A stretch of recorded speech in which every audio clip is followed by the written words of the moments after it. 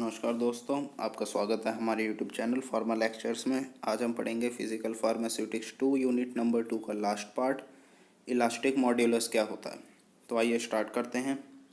Elastic modulus ratio होती है stress की और स्ट्रेन की।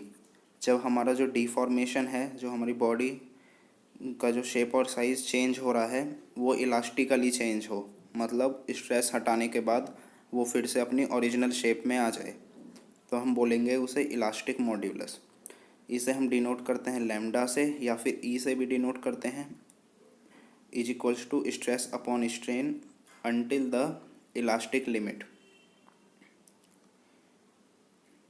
जो इलास्टिक मॉड्यूलस होता है वो हमें स्टिफनेस के बारे में बताता है किसी भी मटेरियल का, कि कोई भी मटेरियल कितना आसानी से डिफॉर्म हो सकता है, मतलब उसका साइज़ चेंज हो सकता है, वो बेंट हो सकता है या स्ट्रेच हो सकता है, कि कितनी उसकी कितना हमें उस पर स्ट्रेस अप्लाई करना पड़ेगा उसे डिफॉर्म करने के लिए, या कितनी आसानी से वो डिफॉर्म हो जाएगा, ये हमें मेज़र करके बताता है। 3 टाइप्स के मॉड्यूलस होते हैं हमारे पास। एक है यंग्स मॉड्यूलस, जिसे इलास्टिक मॉड्यूलस भी बोलते हैं। ये रेशियो होती है स्ट्रेस अपॉन स्ट्रेन। अभी हमने पढ़ा इलास्टिक डिफॉर्मेशन तक, बस जब तक ये स्ट्रेस हटाने के बाद अपनी ओरिजिनल शेप में आ जाए तभी तक, तब हम इसे बोलेंगे यंग्स मॉड्यूलस और इलास्टिक मॉड्यूलस। नेक्स्ट है बल्क मॉड्यूलस। ये रेशियो होती है स्ट्रेस की to the fractional decrease in the volume of the body. सबसे पहले ऊपर स्ट्रेस आ गया, नीचे होता है कि कितना डिक्रीज़ हुआ है उसकी वॉल्यूम में जब हमने उस पर फोर्स अप्लाई किया, तो जो डिक्रीज़ हुआ है वॉल्यूम में वो आ गया नीचे, तो ये उसकी रेशियो होती है। नेक्स्ट है शेयर मॉड्यूलस। ये रेशियो होती है टेंजेंशियल फोर्स की per unit area to the angular deformation. Tangential force मतलब जैसे ये हमारा कोई भी मटेरियल है, यहाँ पे हमने ऊपर फोर्स अप्लाई किया तो ये कुछ ऐसा बन जाएगा। तो ये जो हमने फोर्स अप्लाई किया एफ टेंजेंशियल फोर्स एफ, तो ये रेशियो हो जाएगा एफ अपॉन नीचे है एंगुलर डिफॉर्मेशन, जो ये थीटा एंगल है, यहाँ से यहाँ तक जो ये डिफॉर्मेशन हुआ है, यहाँ से यहाँ तक इस एंगल, तो एफ अपॉन थीटा, ये होता है शेयर मॉड्यूलस। टेंजेंशियल फोर्स जो हमने अप्लाई किया अपॉन एंगुलर डिफॉर्मेशन, ये एंगुलर डिफॉर्मेशन हुआ है थीटा, तो ये रेशियो हो जाएगी एफ अपॉन थीटा की। नेक्स्ट है unit of elastic modulus. Elastic modulus की यूनिट जो होती है वो स्ट्रेस के सबसे पहले तो फॉर्मूला होता है इलास्टिक मॉड्यूलस का, स्ट्रेस अपॉन स्ट्रेन।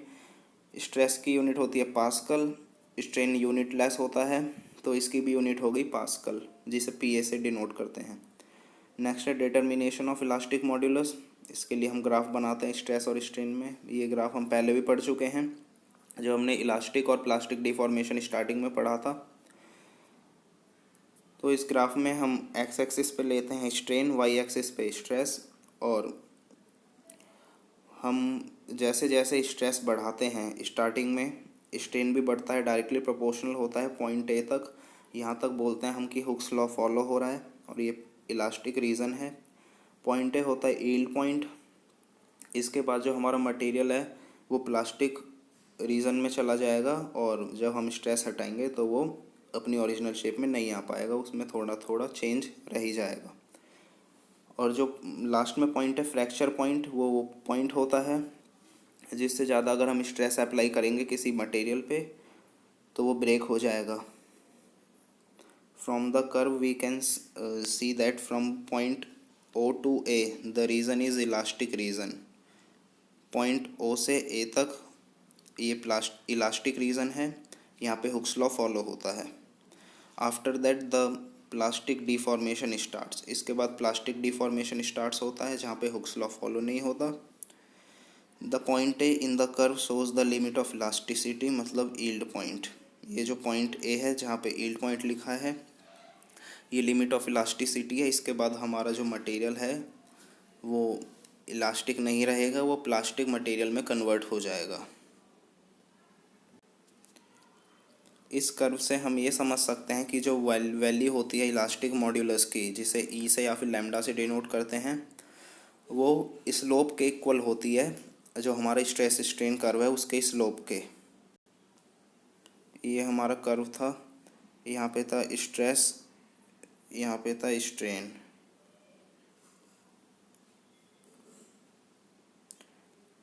यहाँ पे हमने ग्राफ बनाया था ऐसे करके, यहाँ पे था पॉइंट ए जिसे हम बोल रहे थे इलास्टिक लिमिट या फिर यील्ड पॉइंट। तो इसका जो स्लोप है, ये स्लोप है, इससे हम वैल्यू ऑफ इलास्टिक मॉड्यूलस, जो इलास्टिक मॉड्यूलस की वैल्यू है वो हम डिटरमाइन कर सकते हैं। जैसे जैसे ई की वैल्यू मतलब इलास्टिक मॉड्यूलस की वैल्यू इंक्रीज़ होगी तो लॉन्गिट्यूडनल स्ट्रेन डिक्रीज़ होगा,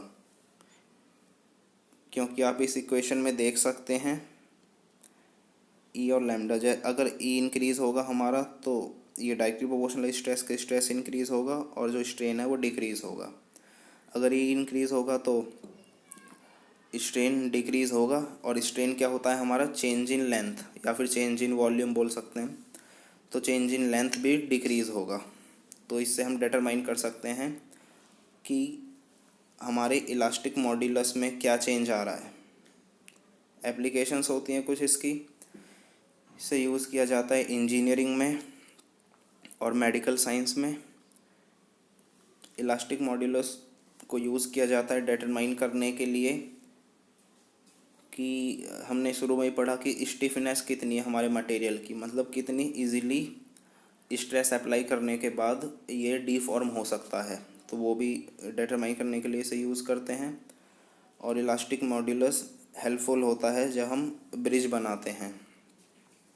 तो दोस्तों इस वीडियो में बस इतना ही। वीडियो आपको पसंद आई हो तो वीडियो को लाइक करें, शेयर करें और चैनल को सब्सक्राइब करना ना भूलें।